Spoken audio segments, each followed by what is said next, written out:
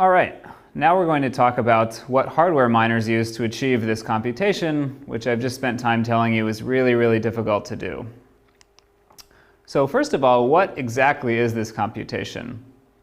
So we've mentioned hash functions and we've mentioned SHA-256 in particular. What exactly is SHA-256? Well, it's a general purpose cryptographic hash function. It's actually part of a bigger family of functions that was standardized in 2001. It did come out of the NSA, which has led to a couple of interesting conspiracy theories by some people about its relationship to Bitcoin. But it's generally considered a fairly strong hash function. It's not broken cryptographically, although there are some theoretical weaknesses that are starting to show up. As a result, the replacement, the SHA-3 family, has already been picked, actually, and it's in the final stages of standardization today, but it wasn't available at the time Bitcoin was designed. This was a good choice. This was the strongest general purpose cryptographic hash function available at the time. It is possible that it will become less secure over the lifetime of Bitcoin, but for now it's pretty good. So what does it look like? This is a diagram of what the SHA-256 state looks like. And we don't need to know all of the details of this to understand how Bitcoin works, but I'll just give a high-level overview to give an idea of the task that needs to be solved by the miners. So there's a 256-bit state in SHA-256. It's split up into 8 32-bit words. So this is very much optimized for 32-bit platforms. And in each round, some of those words are taken. There's 4 different tweaks that are applied to those words that are at the bit level. So each one of these is 2 or 3 bits being flipped or ANDed together, basic logic operations.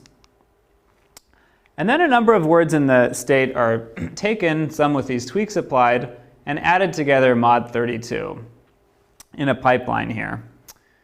And then the result of all of these additions is wired over to the first word of the state, and the entire state shifts over.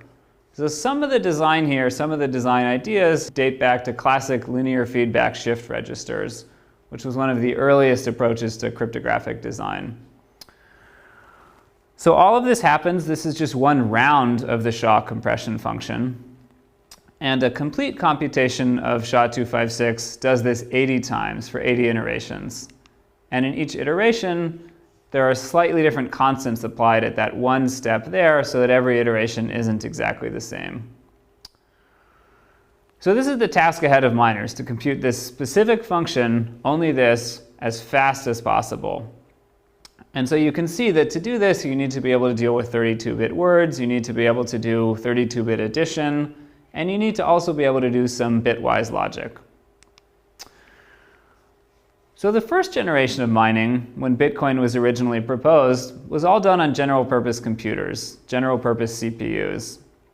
In fact, it was as simple as this code here that simply searched over nonces in a linear fashion, computed SHA-256 in software, and checked if the result was a valid block. And one quirk, which I haven't mentioned yet, this is probably a good time to mention it if there ever was one, is that for reasons that aren't completely specified, you actually compute the SHA-256 function twice. So it's just doubled up. That's a fact of life that miners have to live with. So how fast will this run on a general purpose computer? Well, if you're doing pretty well, if you have a high-end desktop PC, you might be able to do this at about 2 to the 24 hashes per second, which would be, about 20 megahertz. Remember that even though hertz often are applied for processor speed, the basic idea of hertz is it just means something that you're doing that many times per second. Okay, so if you're hashing at a rate of 20 megahertz, what does that get you with today's difficulty? Well, it would actually take you over 100,000 years at this rate to find a block. So we talked about how mining was going to be a difficult slog. If you're mining on a general purpose PC today, it's a really, really big hill to get up because it's going to take you that 140,000 years. So as a result, today, and even for the last few years, anybody trying to do mining on a CPU probably didn't understand how Bitcoin worked, and were probably pretty disappointed that they never made any money doing it. So CPU mining was the first generation of mining. The second generation, when people started to get frustrated with how slow their CPUs were, was to try to use their graphics card, their graphics processing unit, or GPU. So what is a GPU? Almost every computer now has a GPU built in for high performance graphics. They're designed to have high parallelism, which does help with Bitcoin mining because you can parallelize and compute multiple hashes at the same time for different nonces that you want to try. And they're also designed for high throughput, so there's a highly pipeline design in graphics cards. And around 2010, the first implementation came out written in a language called OpenCL, which is a general purpose language to do things other than graphics on a GPU. And it's a high-level language, so it took a little while before people started tweaking the code even further to run quickly on specific graphics cards. So what's the advantage of using a graphics card? Well, for one thing, they're easily available and they're easy for amateurs to set up. You can order graphics cards online. You can buy them now at most big consumer electronics stores. So they're just the most accessible high-end hardware that's available to most people. They also have some properties that make them specifically nice for Bitcoin. They're designed for parallelism, so they have a lot of arithmetic logic units, ALUs, that you can use in parallel to do different SHA-256 computations. And some of them also have some specific instructions to do bit fiddling that work out quite nicely for SHA-256. They also have the property that you can drive many graphics cards from one motherboard and CPU, so you could take your one computer and attach multiple graphics cards to it if you want. Most graphics cards can also be overclocked, which is a property that gamers demand, so you can run them faster than they're actually designed for if you want to take the risk on. And with Bitcoin mining, it might be a good idea to run the chip much faster than it was designed for, even if you introduce some errors into the process. So there's a measure of mining success called goodput, which is the throughput, how quickly you're finding blocks, times the success rate. How often does the computation actually have errors? And an interesting observation is that it may be worthwhile to go much faster even if you make a large number of errors if it leads you to find valid blocks more quickly. So if you can tweak one knob and run your graphics card 50% faster, even if you have an error in the SHA-256 computation 30% of the time, you just multiply 1.5 times 0.7, and you're still finding blocks faster than running the chip at normal speed with no error. So this is something that people spent a long time optimizing, exactly how much should they overclock the chip and what errors it would introduce. So people started trying to scale this up. They said, aha, I have a graphics card, I'm mining faster than I was on my CPU. What's better than one graphics card? Lots of graphics cards. And you started to see these really interesting homebrew setups like this one here, where people hand-built their own racks. They had their own custom cooling setup, which was often as simple as buying a bunch of fans or a bunch of air conditioning units, and trying to run as many GPUs as possible in their basement or whatever other room was available to them. So this was obviously in the early days of Bitcoin when it was still mostly hobbyists who didn't know a lot about running a modern data center, but they came up with some quite ingenious designs to pack a lot of graphics cards into a small place and try to keep them cool. Now, what are the disadvantages of doing this? Well, GPUs actually have a lot of other hardware specifically for doing video. Specifically, they have floating point units that you don't use at all on SHA-256. So you're actually wasting a lot of the hardware from what the factory built. They also don't have the greatest cooling characteristics when you put a lot of graphics cards next to one another. They're not designed to be run all in a row like I showed on the previous slide. They're designed to be run one graphics card in one box doing graphics for one computer. They can also have a fairly large power draw, so a lot of electricity is being used by these relative to a computer. And initially there was the problem that you had to build your own board or buy expensive boards to actually house multiple graphics cards. So what's the upshot of this? What kind of performance can you get? Well, on a good card, a really high-end graphics card with a lot of aggressive tuning, you might get as high as 200 megahertz, which is about 2 to the 27 hashes per second. So that's up to an order of magnitude better than you would be doing in the CPU case. But even with that improved performance, and even if you're really aggressive and you say, I want to get 100 graphics cards together for my mining rig, that setup would still take you 174 years to find a block at the current difficulty. So it was a fun era while it lasted, but graphics cards for Bitcoin mining is basically dead. So what replaced graphics cards? Well, around 2011, people started to use FPGAs, or field programmable gate arrays. That was around the time that the first implementation of Bitcoin mining came out in Verilog, which is a hardware design language that's used to program FPGAs. And FPGAs are something that maybe you've programmed before if you've taken a hardware design course. They're designed to have hardware-like performance, but to have customers or the owner of the card being able to customize it or reconfigure it in the field, unlike a chip which is made in a factory and does the same thing forever. So they do offer better performance than graphics cards, particularly on some of the bit fiddling operations. That kind of stuff is very easy to spec out in an FPGA.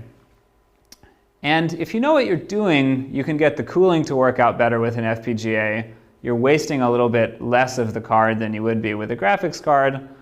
And you can pack more of these together and drive them from one central unit. So just like with the graphics cards, people said, once I have the FPGA working, why don't I try getting a lot of FPGAs? And now this doesn't look quite as messy as the graphics card setup looked. This is a relatively neat rack with neat wires. You don't see the cooling setup here. You still needed a cooling setup with air conditioning or with fans.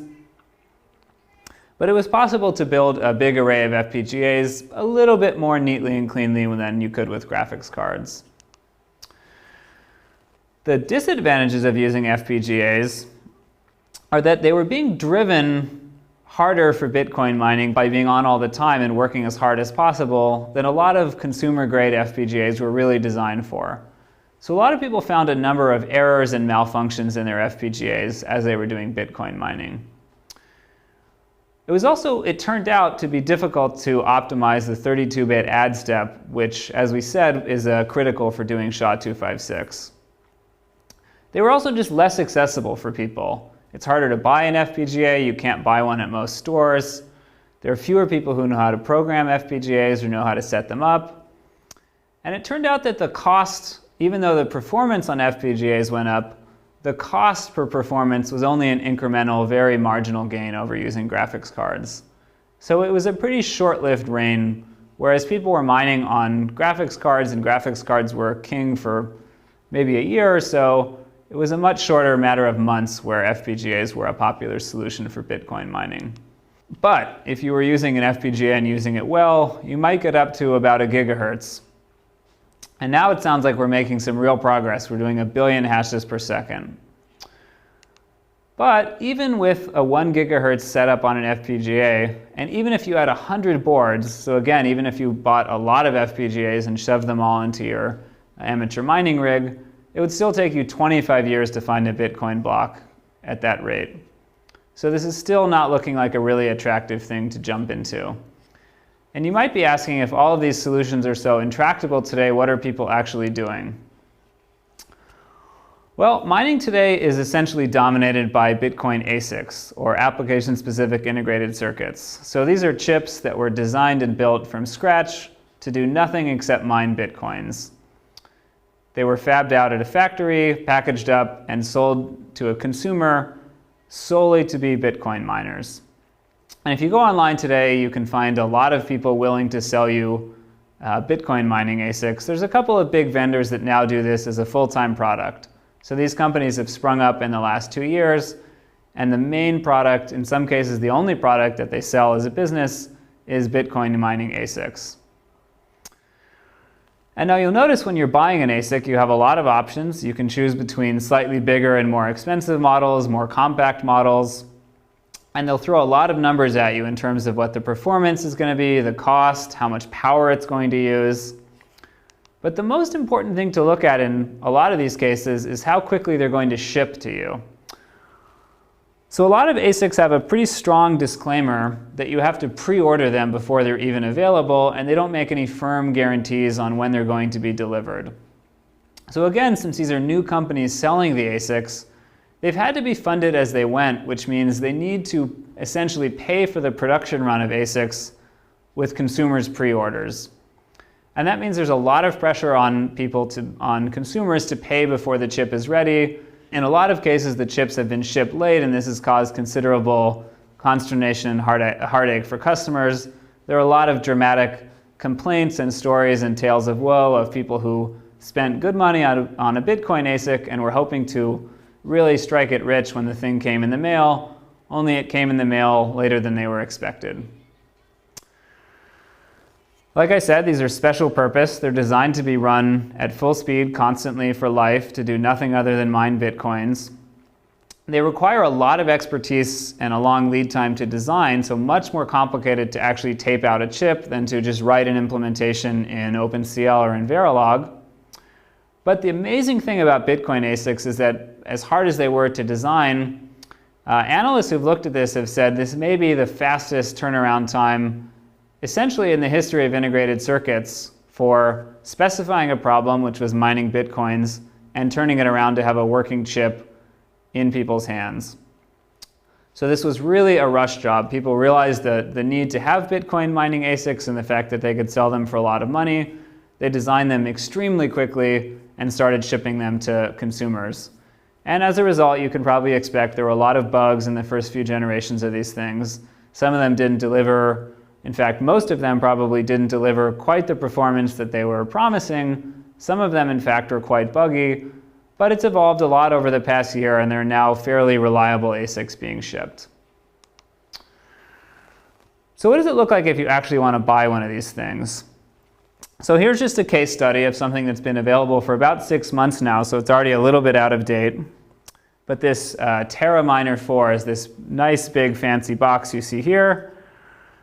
And this hashes at about 2 terahertz, so it's 1,000 times faster than that hypothetical array of 100 really good FPGAs that we were talking about previously. So you'd have to pay about $6,000 for this. And even with this incredible performance, it would still take 14 months on average to find a block.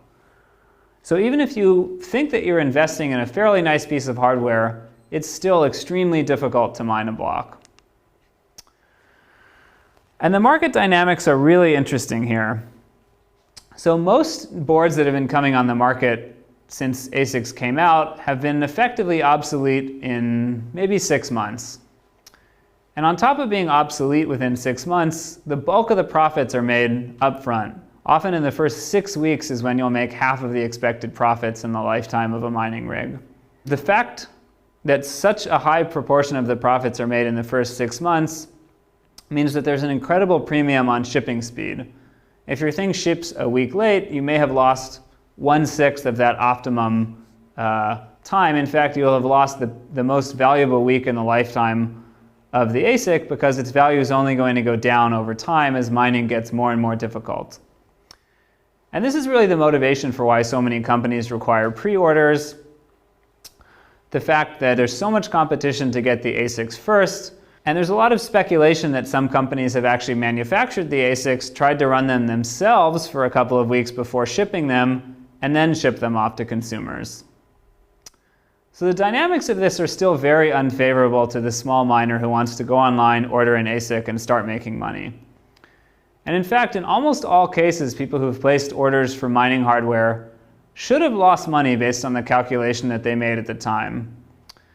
Except for one thing, which is that the price of Bitcoin has been rising for most of the history of Bitcoin. It has leveled off a lot in the last 6 months or so. But during the period when prices were rising, the rising prices often bailed out miners who would have lost money if prices had stayed constant. So in effect, buying Bitcoin ASICs has been an expensive and convoluted way to simply bet that the price of Bitcoin would rise. And a lot of miners, even though they've made money mining Bitcoins, would have been better off if they had just taken the money that they were going to spend on mining equipment, invested it in Bitcoins, held them while they appreciated in value, and then sold the Bitcoins at the end. And now we're firmly in the era of professional mining. So the details are often pretty scant because companies doing this don't want to share exactly what their setup is. But it is known that there are some professional mining centers popping up around the world now. And here's just one picture that's been made available of one that came online in the last couple months in the Republic of Georgia. So if you want to open a professional Bitcoin mining center, where should you go? You basically need three things. You need cheap electricity. You need good network connectivity so that you can hear about new blocks as they're announced and not miss out. And ideally, you'd like a cool climate so that you don't have to pay too much in your cooling bill to cool all this equipment down. So in addition to Georgia, places like Iceland have been popular destinations for people to try to start their Bitcoin mining data center. So if we zoom out a little bit and we think about the evolution of mining, we can see really interesting parallels between Bitcoin mining and gold mining, or really any other kind of mining, but especially gold mining because it's led to the same kind of gold rush mentality when initially a lot of young amateur folks wanted to get into the business. So whereas with Bitcoin mining, we've seen the slow evolution from CPUs to GPUs to FPGAs to now ASICs, with gold mining, we saw the evolution from individual people with a gold pan to maybe a small team of people with a sluice box, to placer mining, which was a big group of people blowing away hillsides with water, to modern gold mining, which is a giant open pit extracting tons and tons of raw material from the earth. And in both cases, the friendliness to small people trying to jump into this has gone down, and there's been a consolidation with large companies owning most of the action over time. So a couple of questions for the future are small miners out of Bitcoin mining forever? Is there any way to make it as a small miner in this game? And does that violate the original spirit of Bitcoin? Does the existence of these ASICs and these large mining centers go against the original vision of Satoshi Nakamoto, which was to have every individual in the network being a miner running on their own computer? So some people who think that this has been a violation of the original vision wonder, would we be better off if there were no mining ASICs? If the only way to mine Bitcoin was using your CPU like in the good old days? Well, we're going to have a lecture later on in this series, which I'll point forward to a number of times in this lecture, where we look at alternative formulations of mining that might be possible. So I won't say anything more about how we could design mining to be less friendly for ASICs here, but that will be a topic that will come up in the future that will be quite interesting.